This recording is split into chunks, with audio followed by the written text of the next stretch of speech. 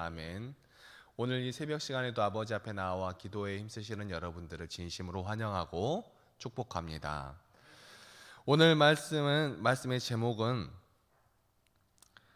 주의 얼굴에 광채를 우리에게 비추소서 하는 제목입니다.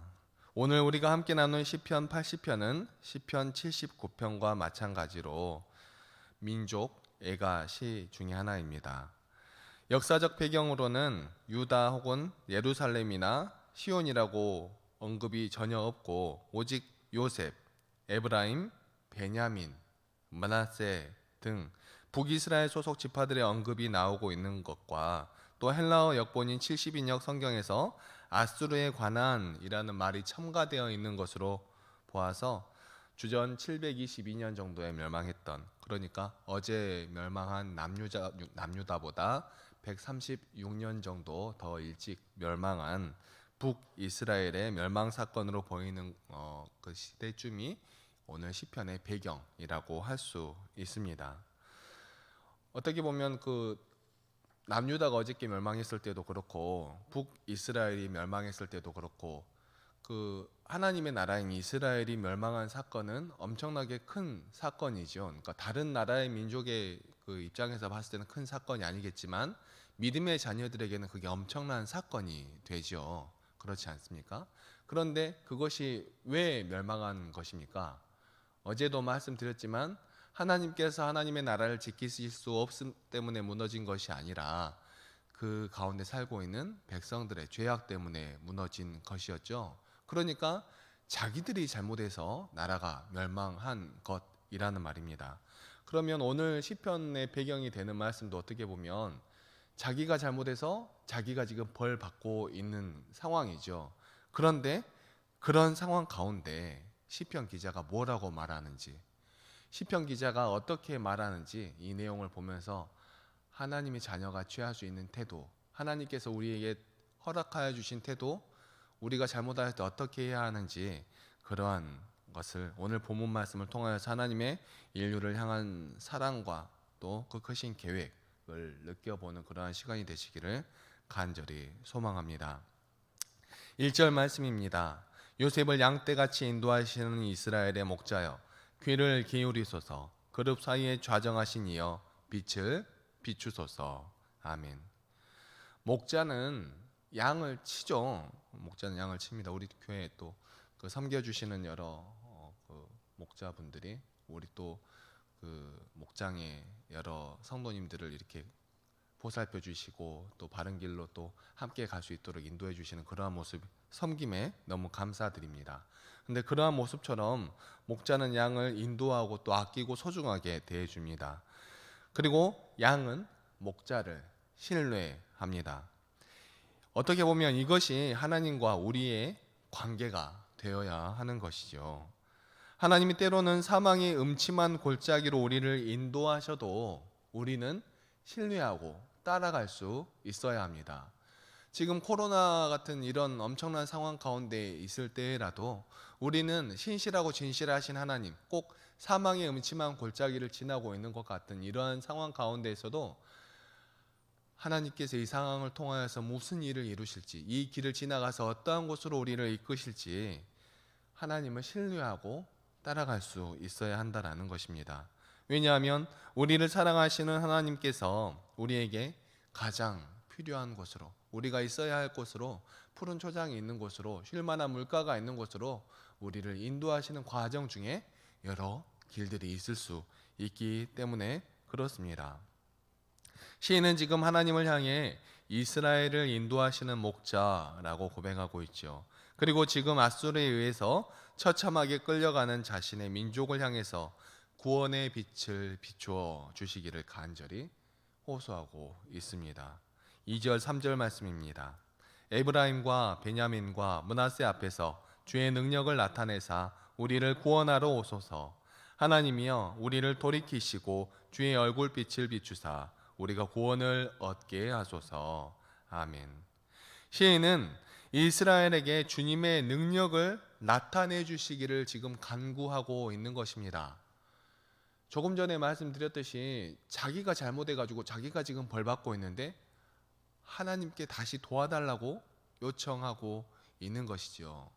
어떻게 보면 자기가 잘못해놓고 떼쓰고 있는 것과 별반 다를 게 없습니다. 그렇지 않습니까? 자기가 잘했으면 벌 받을 일이 있습니까? 없습니까? 없지요. 그런데 자기가 잘못해놓고 자기가 지금 도와달라고 떼쓰고 있는 것이죠. 그런데 이 말씀이 성경에 기록되어 있다는 것이 더 놀랍습니다. 누가 허락하셨다는 것입니까? 누가 기록하셨다는 것입니까? 하나님께서 기록하셨다는 것이죠. 하나님께서 너희가 잘못하였지만, 너희가 바른 길로 가지 아니하였지만, 너희가 내게 부르짖고 빌면 나는 너희를 회복시켜 줄 것이다 하는 약속이 이 안에 담겨 있는 것이기도 합니다. 우리의 잘못 때문에, 우리의 올바르지 않음 때문에 나아갔던 그러한 길 가운데서도 하나님을 찾을 수 있는 믿음의 백성들 되기를 간절히 소망합니다.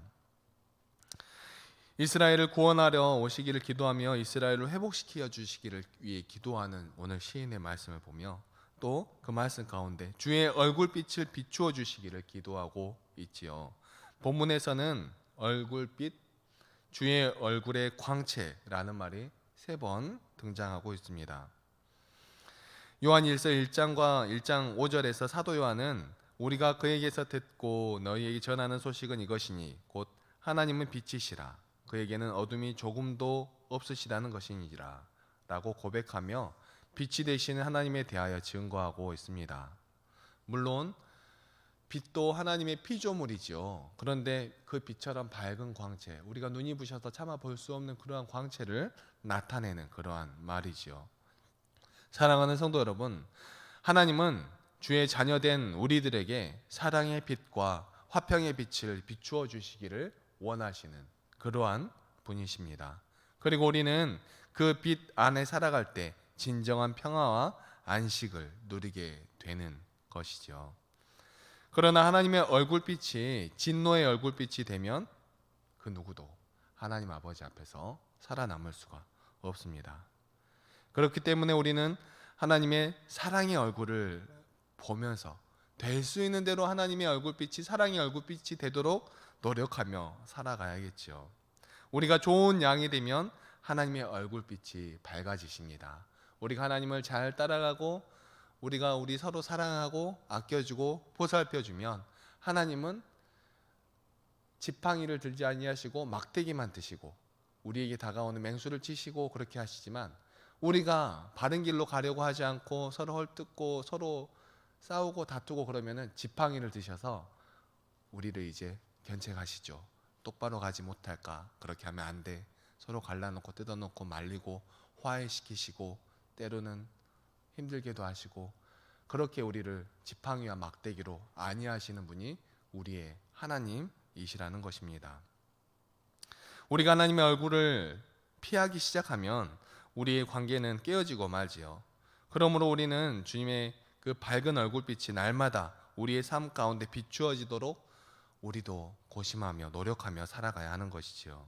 하나님이 언제나 우리를 향하여 밝고도 빛난 얼굴을 비추어 주실 수 있도록 우리는 날마다 혹시 우리가 삶 가운데 지은 죄가 있다면 날마다 회개하며 하나님을 기쁘시게 해드리는 그러한 진정한 예배자로서의 삶을 살아가야 하는 것입니다.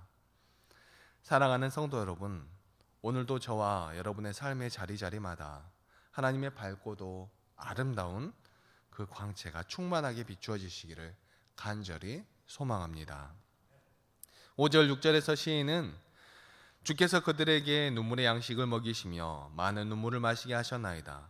우리를 우리 이웃에게 다툼거리가 되게 하시니 우리 이웃들이 서로 비웃나이다 라고 고백하고 있습니다. 아수르에게 무참하게 짓밟힌 고국을 바라보며 시인은 눈물의 양식을 먹이시고 많은 눈물을 마시게 하셨다라고 고백하고 있죠. 극심한 고난과 슬픔이 마치 양식과 음료가 된 것처럼 끊임없이 흐르고 또 흐르는 그 눈물을 주체할 수가 없는 것입니다. 주변 강대국들에게 이리저리 채이고 신흥 강국 아수르의 침략에 속절없이 무너져 내린 그러한 조국. 거기에다 백성들은 이곳저곳 짐승처럼 묶여서 노예로 끌려가는 그러한 모습과 그러한 모습을 보며 조롱하고 비웃는 원수들의 모습, 시인은 도저히 바라볼 수 없는 그러한 비참한 현실 앞에서 날마다 눈물로 지새울 수밖에 없었던 것입니다. 사랑하는 성도 여러분, 이스라엘이 도대체 왜 이렇게 되었는가? 어제도 나눴었지요. 솔로몬 이후 여로보암이 10개의 지파를 나누어 독립한 나라입니다. 주전 931년경부터 약 209년간 19명의 왕들이 다스렸던 그러한 나라입니다. 그런데 이 왕들의 평가가 기록된 열왕기의 기록을 보면 하나님 보시기에 좋았던 왕은 단 한 사람도 존재하지 않았던, 처음부터 마지막까지 우상과 죄악으로 가득했던 그러한 나라였습니다. 이들이 이토록 비참한 결말을 맞이하게 된 결정적인 이유는 다름 아닌 이스라엘 민족 안에 만연된 죄악 때문이었던 것이죠. 그런데 여러분, 잘 생각해 보셔야 합니다. 죄악이 가득하다 하는 것은 하나님께 대하여 죄악이 가득하다라는 것이죠. 그러니까 우리가 생각하는 죄악과 본문에서 성경에서 기록하고 있는 죄악이 조금 다를 수 있습니다. 우리가 생각하는 죄악, 그러니까 반대로 생각하면 우리가 살아가야 하는 모습도 조금 다를 수 있겠죠. 나는 하나님께서 우리에게 이렇게 살아가라고 원하실 거야? 라고 하는 그러한 생각이 사실 성경에서 말씀하고 있는 그러한 말씀과 약간은 다를 수 있다는 것입니다. 어떠한 것입니까? 성경에서 말하고 있는 죄악은 어떤 것입니까? 여러분들도 생각해 보시면 아시죠? 하나님을 섬기지 않고 우상을 섬기는 것, 하나님을 멀리한 것이 죄라는 것입니다. 그러면 죄만 지었나 인간적으로 잘한 부분은 없을까요? 인간적으로 잘한 부분은 있어요. 예를 들어서 사회 경제적으로 국민들이 물질적으로 풍요롭게 잘 살게 하였다. 이런 거는 잘한 걸까요? 잘못한 걸까요? 잘했다고 볼 수도 있지 않을까요? 그런데 성경은 잘했다라고 기록하지 않습니다. 성경은 잘했다라고 기록하지 않고 하나님 앞에서 죄를 행하였다라고 기록하고 있어요. 그 이유가 무엇일까요? 그 이유는 의외로 간단합니다. 이스라엘 백성이 하나님께 죄를 범하지 아니하고 신실하게 하나님을 섬겼다면, 그러니까 하나님께서 죄라고 말씀하신 우상을 섬기지 않고 또 하나님을 가까이하며 살아갔다면 하나님께서 이스라엘 백성의 여러 가지 것들을 당연히 해결해 주셨을 것입니다. 당연히 하나님께서 그 민족을 힘들게 하지 않으셨을 것이고 그 민족과 당연히 함께 하셨을 것이고 그 민족이 무슨 일을 하더라도 형통한 복을 누리게 하여 주셨을 것이기 때문에 그렇습니다. 우리는 가나안 땅을 표현할 때 젖과 꿀이 흐르는 땅이라고 표현을 하죠. 그런데 실제로 이스라엘 땅을 가보면 별로 젖과 꿀이 흐르지 않습니다.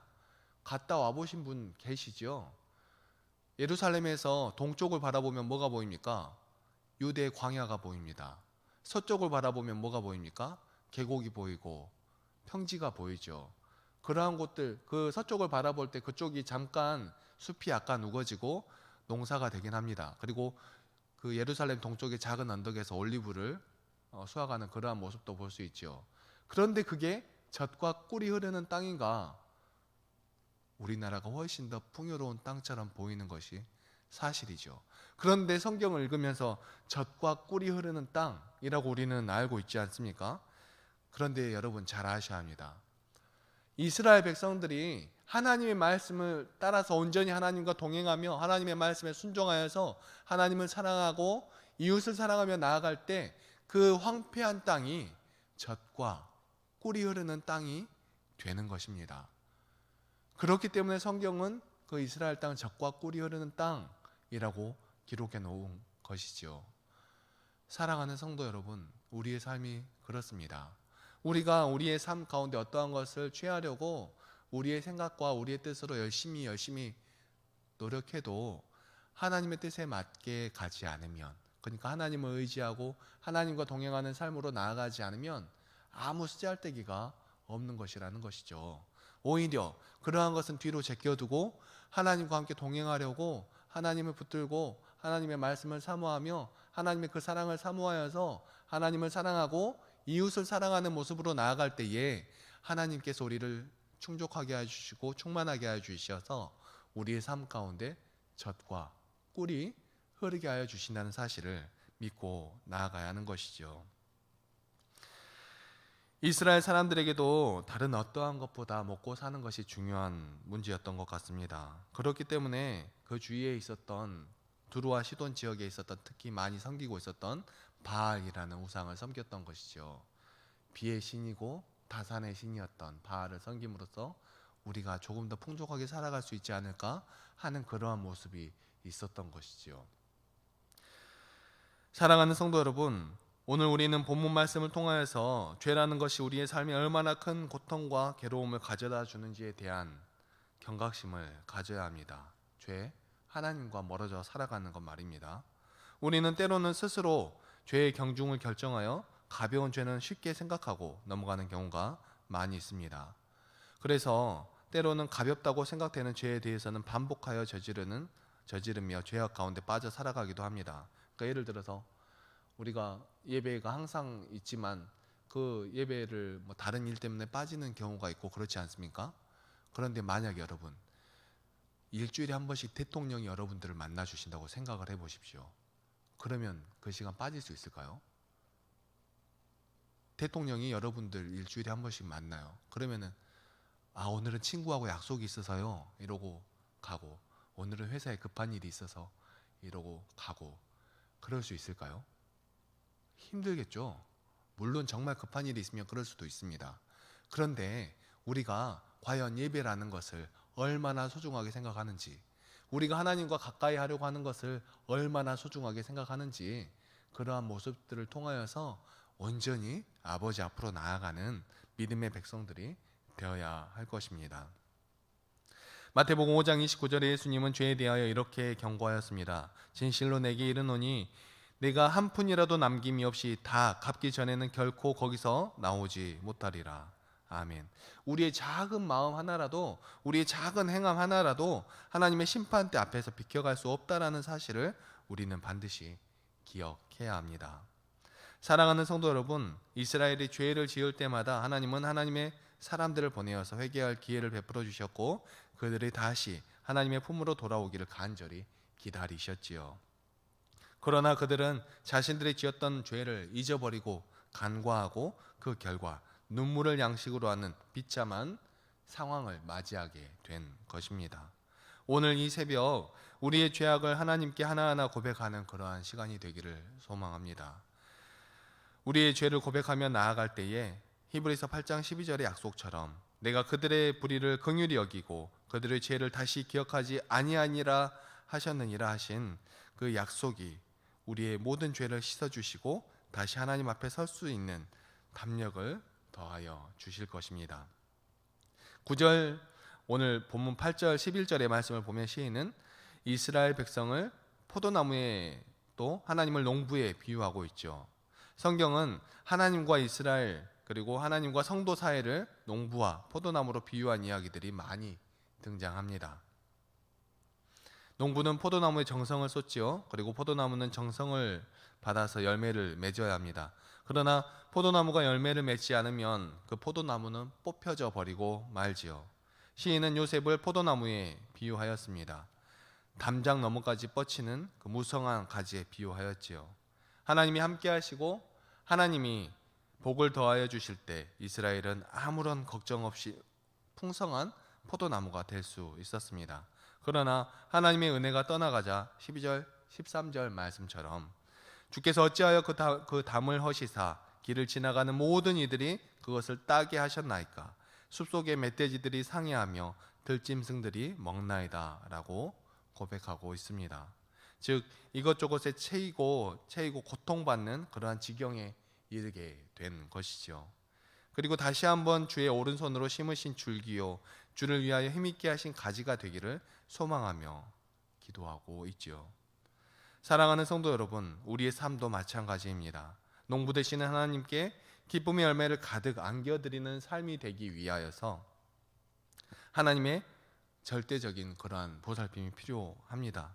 우리가 죄악 가운데 빠져 하나님의 보살핌이 떠나는 순간 우리는 버린 밭에 포도나무와 같이 볼품없는 들짐승들이 지나가며 먹는 그러한 식량이 되어버리고 마는 것이죠. 저와 여러분의 간절한 기도로 말미암아 다시 한번 저와 여러분의 삶이 주의 능력의 오른손에 붙잡힌 바 되어지는 은혜가 함께하기를 소망합니다. 마지막으로 17절에 19절의 말씀입니다. 주의 오른쪽에 있는 자 곧 주를 위하여 힘입게 하신 인자에게 주의 오른손을 얹으소서. 그리하시면 우리가 주에게서 물러가지 아니하오리니 우리를 소생하게 하소서. 우리가 주의 이름을 부르리이다. 만군의 하나님 여호와여 우리를 돌이켜 주시고 주의 얼굴의 광채를 우리에게 비추소서. 우리가 구원을 얻으리이다. 아멘. 오늘 이 새벽 우리 주님의 회복의 은혜가 우리 안에 함께함으로 말미암아 우리 삶에 주의 손을 얹어 주시는 은혜와 우리를 손생케 하여 주시고 또 그 은혜 주의 얼굴의 광채가 우리의 삶에 가득 비추어지는 귀하고 복된 하루가 되시기를 간절히 소망합니다. 기도하시겠습니다. 사랑과 은혜가 충만하신 하나님 아버지 너무나 감사합니다. 정말 언제나 죄 가운데 살아가고 있는 우리, 말씀을 바라보며 다시 온전한 길로 나아가려고 하지만 부족한 우리의 마음은 다시 우리를 죄 가운데로 이끌어갑니다. 하지만 그럼에도 불구하고 하나님 우리를 끝까지 포기하지 아니하시고 끝까지 사랑하여 주시어서 다시 한번 우리를 부르시고 다시 한번 우리를 찾으시고 우리를 통하여 하나님께 부르짖게 만들어 주시니 하나님의 그 놀라운 사랑을 바라보며 하나님께 간구하게 하여 주시니 하나님 그 놀라우신 사랑에 다시 한번 감사를 드립니다. 우리가 비록 연약한 상황 가운데 있고 악한 상황 가운데 있을지라도 하나님을 바라보며 우리가 갔던 곳에서 돌이켜 하나님께로 한 걸음씩 나아갈 수 있는 믿음의 백성이 될 수 있도록 주여 아버지 도와주시고 인도하여 주시옵소서. 우리가 아버지 앞으로 그렇게 나아갈 때에 주의 얼굴의 광채를 우리에게 비춰 주시어서 우리가 온전히 하나님의 그 기쁜 얼굴을 바라보며 정말 그 하나님의 얼굴만을 바라보며 구원으로 달려나아가는 믿음의 백성들이 될 수 있도록 도와주시고 인도하여 주시옵소서. 오늘도 우리의 삶 가운데 함께하여 주시기를 간절히 소망하오며 이 모든 말씀 사랑이 충만하신 우리 주 예수 그리스도의 이름으로 기도합니다. 아멘.